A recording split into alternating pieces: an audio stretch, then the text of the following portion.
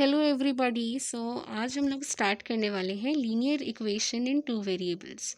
तो linear equation in two variables start करने से पहले आप सभी का स्वागत है, वेलकम है टू मैथ की पाठशाला class 9। Linear equation in two variable क्या होता है? देखो, linear equation in two variable जो है दैट इज़, इसका मतलब है कि लीनियर इक्वेशन, यानी कि लीनियर इक्वेशन मतलब कि डिग्री जो होनी चाहिए it should be equal to 1। Two variable यानी कि दो वेरिएबल्स होने चाहिए, ठीक है। तो मेरा क्या हो गया, अगर ये चीज़ें सेटिस्फाई करेगा एक इक्वेशन तो वो क्या हो जाएगा, linear equation in two variable हो जाएगा, ठीक है। तो linear equation in two variables होने के लिए उसकी डिग्री जो है वो 1 के इक्वल होनी चाहिए, क्योंकि लीनियर इक्वेशन का मतलब ही होता है डिग्री इज इक्वल टू 1 और टू वेरिएबल्स यानी कि दो वेरिएबल्स होने चाहिए, ठीक है। तो two variables and degree is equal to 1, ये मस्ट कंडीशन है। तो जैसे अगर मैं एक एग्जांपल लूँ, 2x plus 3 is equal to 0, तो देखो x का पावर क्या है, 1 है, इसकी डिग्री क्या है, 1 है। डिग्री और पावर सेम होती है, यानी x की पावर इस वेरिएबल की पावर क्या है, 1 है।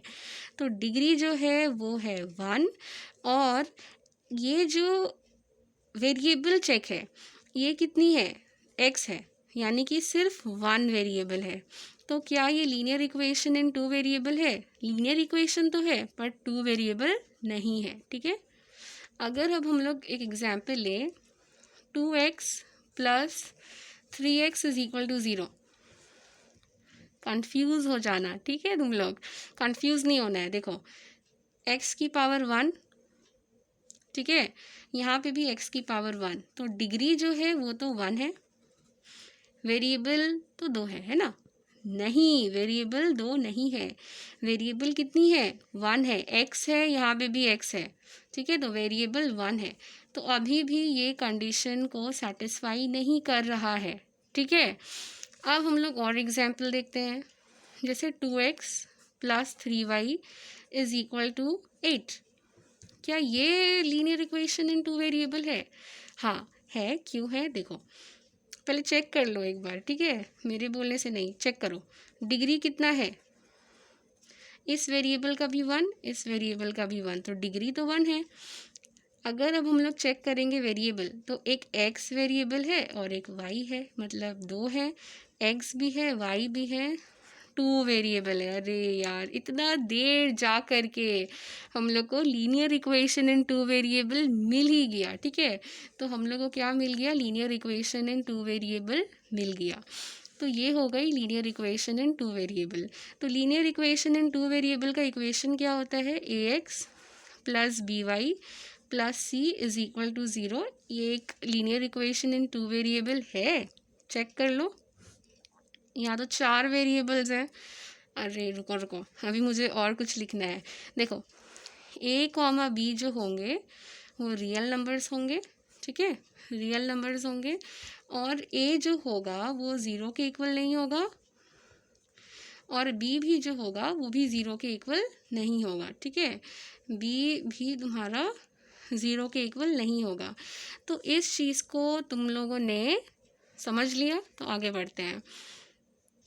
आगे नहीं बढ़ेंगे, ठीक है, क्यों नहीं आगे बढ़ेंगे, क्योंकि हम लोग को समझना है ना यार, रटना नहीं है। बहुत लोगों ने रट करके सब लोग सोच रहे होंगे हाँ चलो चलो आगे बढ़ते हैं, नहीं।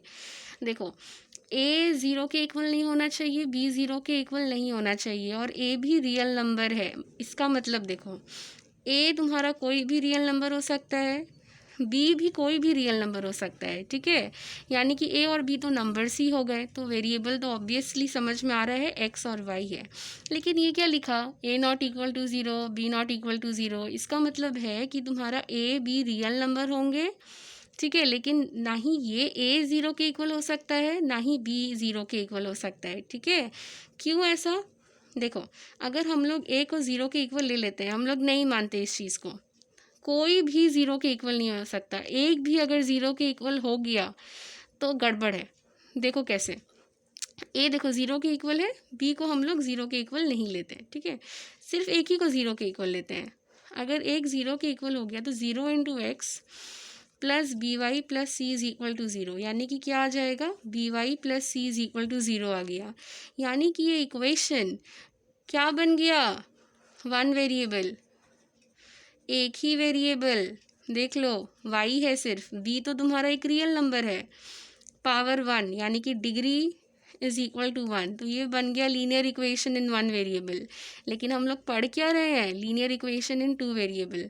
अभी मैं क्या करती हूँ, बी को ज़ीरो ले लेती हूँ, ए को ज़ीरो नहीं लेती हूँ, तो देखो क्या हो जाएगा, A x plus C is equal to zero हो गया। अब यहाँ पे भी क्या हो गया, डिग्री तो वन है, बड़े अरे बहुत बढ़िया, लेकिन वेरिएबल कितना है, सिर्फ एक है। अगेन क्या हो गया कि this is not a linear equation in two variable, ये फिर तुम्हारा linear equation in one variable बन गया। ठीक है, अगर अब मैंने दोनों को ज़ीरो ले लिया, देखते हैं फिर क्या होता है। ठीक है, मैंने क्या किया, दोनों को ज़ीरो ले लिया।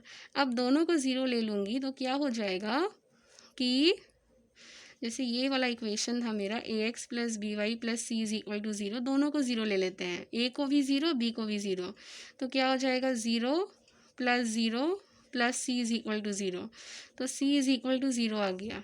यानी कि कुछ वेरिएबल ही नहीं बचा, variable is equal to zero.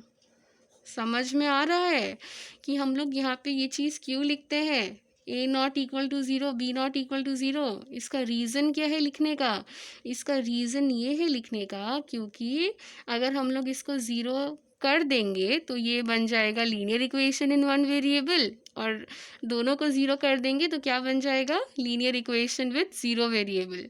इसीलिए हम लोग क्या करते हैं, हम लोग ए को भी ज़ीरो के इक्वल नहीं लेंगे और बी को भी ज़ीरो के इक्वल नहीं लेंगे। तो रटना नहीं है, समझना है। ठीक है, तो हम लोग को समझ में आ गया कि ऐसा क्यों है। ठीक है, तो इसीलिए हम लोग ये चीज़ लिखते हैं, that is a x plus B Y plus C is equal to zero, a not equal to zero, B not equal to zero, where a b is equal to real numbers. तो इस चीज़ को रटना नहीं है, बहुत लोग इसको रटते हैं लेकिन हमें इसे रटना नहीं है। ठीक है, अब हम लोग आगे इसका क्वेश्चंस पढ़ेंगे, एग्जाम्पल्स करेंगे। ठीक है, और अगर वीडियो अच्छी लगी हो तो सब्सक्राइब कर देना, इसको भी टिक कर देना। ठीक है, ओके, मिलते हैं नेक्स्ट वीडियो में।